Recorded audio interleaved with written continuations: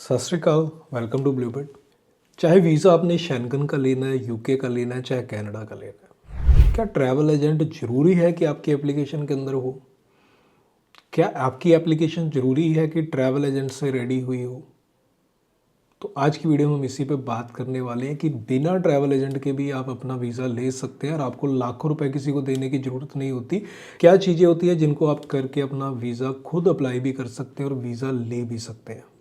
तो आज की वीडियो में हम इसी पे बात करेंगे। वीडियो एंड तक जरूर देखें। यदि चैनल सब्सक्राइब नहीं किया तो सब्सक्राइब करके रखें। हम ऐसी वीडियोस लेके आते रहते हैं जिससे आप खुद भी अपनी एप्लीकेशन करके वीज़ा ले सकें। कई बार क्या होता है कि कुछ मिथ बन जाते हैं। मिथ इस तरीके से कि काफ़ी लोगों को ये लगने लग जाता है कि हाँ, ये वीज़ा लेना है शेंगन का, यूके का, तो भैया खुद अप्लाई करेंगे तो नहीं आएगा, ये ट्रैवल एजेंट करेंगे तभी वीज़ा आने वाला है। क्योंकि उनको लगता है कि ऐसे तो पॉसिबल नहीं हो पाएगा, खुद अप्लाई करेंगे तो बड़ी प्रॉब्लम्स आने वाली हैं। तो इस वजह से क्या करते हैं कि लोग अपना वीज़ा खुद नहीं अप्लाई करते और वो ट्रैवल एजेंट की हेल्प लेने जाते हैं। अब ट्रैवल एजेंसी है या फिर ट्रैवल जो कंसल्टेंट हैं, इनमें भी अब कई कैटेगरीज आ जाती हैं। मैं इस पे बात करूं तो कुछ लोग इस तरीके से ऑफ़र करते हैं कि वो कहते हैं कि सारी पेमेंट हम वीज़ा के बाद लेंगे।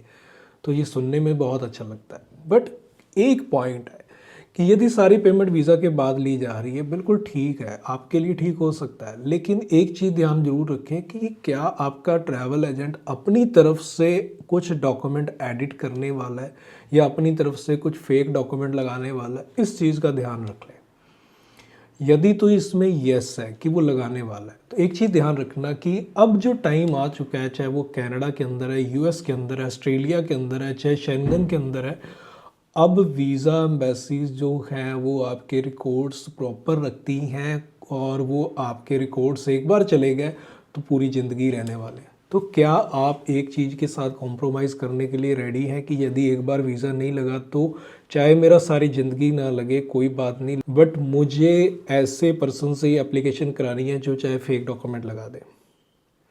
तो ध्यान रखना कि एक बार डॉक्यूमेंट और प्रोफाइल चली गई तो आप उसको चेंज नहीं कर पाओगे।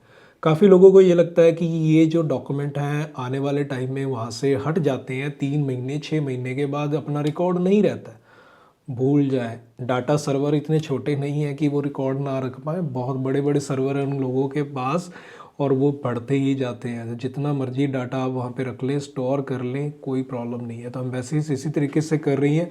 आज अपने जो डिटेल दे दी वो आने वाले सालों तक रहने वाली है, और एक बार फेक इन्फॉर्मेशन दे दी तो ज़िंदगी में दोबारा वीज़ा लेना मुश्किल हो जाएगा। ये कहानी सच्ची है। शेंगन के अंदर 29 कंट्रीज़ हैं और आपका वीज़ा रिफ्यूज़ हो गया, कोई बात नहीं, लेकिन यदि फेक डॉक्यूमेंट के साथ रिफ्यूज़ हुआ है और फेक फाइल के साथ गया है तो उसको रिमूव नहीं कर पाएंगे आप। 29 कंट्रीज़ के अंदर ही अपने रिकॉर्ड ख़राब कर लिया, तो ये बड़ी प्रॉब्लम है। इसलिए इस चीज़ से तो बच के ही रहें। अब बात यह है कि खुद वीज़ा लेना है तो वो कैसे ले सकते हैं, कैसे इन चीज़ों से बच सकते हो। पहली बात, आपको थोड़ी सी इन्फॉर्मेशन जो है वो रखनी पड़ेगी कि वीज़ा जो है, ये एक चीज़ तो मान के चलें ये आप खुद ले सकते हैं, पहले आपको ये मानना पड़ेगा। अभी और सेकंड चीज़ क्या है कि आपको प्रोसेस पता होना चाहिए। प्रोसेस के बारे में हमने काफ़ी वीडियोस इस चैनल पर दी हुई हैं जो फ्री होती हैं और आप उसमें जो है उन वीडियोस को देख के सीख सकते हो। इसलिए हम कहते हैं कि चैनल को सब्सक्राइब करके रखें कि ऐसी वीडियोस आएँ, आप तक पहुंच जाएं, जिससे आपकी अवेयरनेस हो और आपको अपडेट इन्फॉर्मेशन भी मिलती रहे। क्योंकि ज़रूरी नहीं है कि आपके पास प्रोसेस आपको पता है तो आप वीज़ा ले लेंगे। इसके साथ साथ आपको ये भी पता होना चाहिए कि एक्चुअल में करंट ट्रेंड क्या चल रहा है। 3 साल पहले क्या था वो ज़रूरी नहीं है, आज की डेट में क्या रीज़न चल रहे हैं रिफ्यूज़ल के, आपको ये भी पता होना चाहिए। तो हमने वीडियोस जो है अपने चैनल पे टाइम टू टाइम अपडेट करते जाते हैं, जिससे कि आप तक वो इन्फॉर्मेशन पहुंच जाती है। तो इसलिए यदि आप हमारा चैनल सब्सक्राइब रखेंगे, फ्री में कंटेंट होता है, आपको कोई पेमेंट करने की ज़रूरत नहीं होती है, तो आप वीडियोस देख के काफ़ी चीज़ें सीख सकते हैं। तो अभी बात यही है कि आपको प्रोसेस पता होना चाहिए। तो प्रोसेस के लिए काफ़ी वीडियोस हैं, वो देखें, क्योंकि एक ही वीडियो में सारी बात करनी पॉसिबल नहीं है। तो हम आपको ये बता रहे हैं कि आपको प्रोसेस पता हो। सेकंड चीज़, आपको रूल रेगुलेशन पता हो। रूल रेगुलेशन क्या है? जैसे मान लीजिए शेंगन है, तो शेंगन में आप उस कंट्री के अंदर वीज़ा फाइलिंग करेंगे जहाँ मैक्सिमम स्टे करने वाले हैं। ये एक रूल हो गया शेंगन वीज़ा का। तो आपको ये पता है तो अपना ट्रैवल प्लान बनाया, जिस कंट्री में आप ज़्यादा मैक्सिमम टाइम स्टे करने वाले हैं उस कंट्री के अंदर अपनी वीज़ा एप्लीकेशन करनी है। बट अब एक चीज़ और है कि कहीं आपका स्टे ऐसी कंट्री के अंदर ज़्यादा तो नहीं जा रहा है जिसमें वीज़ा सक्सेस रेट ही बहुत कम है, तो आपको ये भी देखना है कि ट्रेंड कौन सी कंट्री के अंदर अच्छा चल रहा है। तो शेंगन में पहले ढूंढे कि कौन सी कंट्री के अंदर ट्रेंड अच्छा है, फिर उन कंट्रीज़ के अंदर अपना स्टे ज़्यादा दिखाए और फिर अपनी एप्लीकेशन करें। अब वीज़ा एप्लीकेशन फॉर्म फिल करना है, बड़ा इजी होता है, बस उसको ध्यान से पढ़ें और उसके अकॉर्डिंग जो इन्फॉर्मेशन है फिल करते जाएं। अब जब आपने ये इन्फॉर्मेशन फिल कर ली, उसके बाद अब आपको ये देखना है कि ट्रैवल प्लान बनाना है जिसमें ट्रैवल आइटनरी बनाएंगे, कवर लेटर लिखेंगे और साथ में आप ट्रैवल इंश्योरेंस लगाएंगे, एक एयर टिकट की कॉपी लगाएंगे। एयर टिकट कंफर्म होनी ज़रूरी नहीं है, मीन्स आपने पे किया हुआ है ये ज़रूरी होनी नहीं है।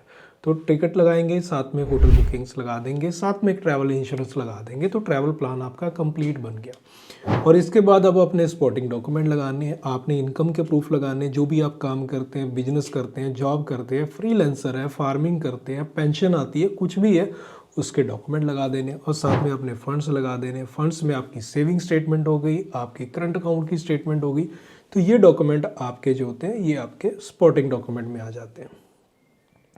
तो इस तरीके से आपकी चेकलिस्ट कंप्लीट होती है। सब कंप्लीट करने के बाद आप वीएफएस में जो है अपॉइंटमेंट बुक करके अपनी फाइल सबमिट कर दें।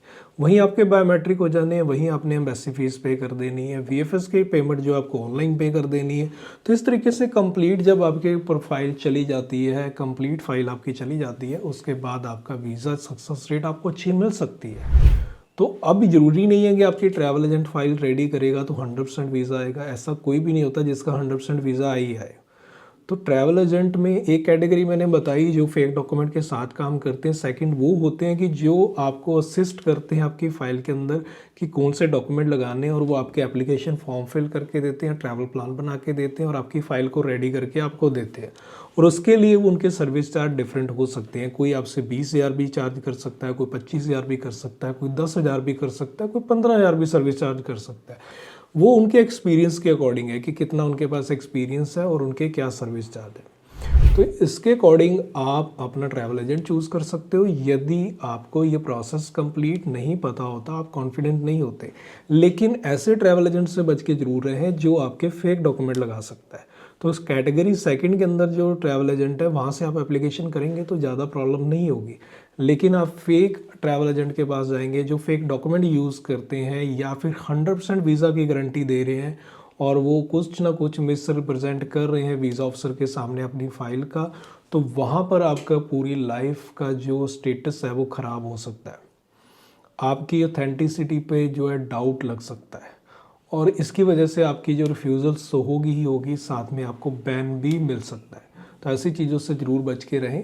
प्रोसेस पता है तो आप खुद फाइलिंग करके वीज़ा ले सकते हो। तो ऐसी और वीडियोस देखने के लिए हमारे चैनल को सब्सक्राइब करके रखें। मिलते हैं फिर एक नई वीडियो में। सत श्री अकाल।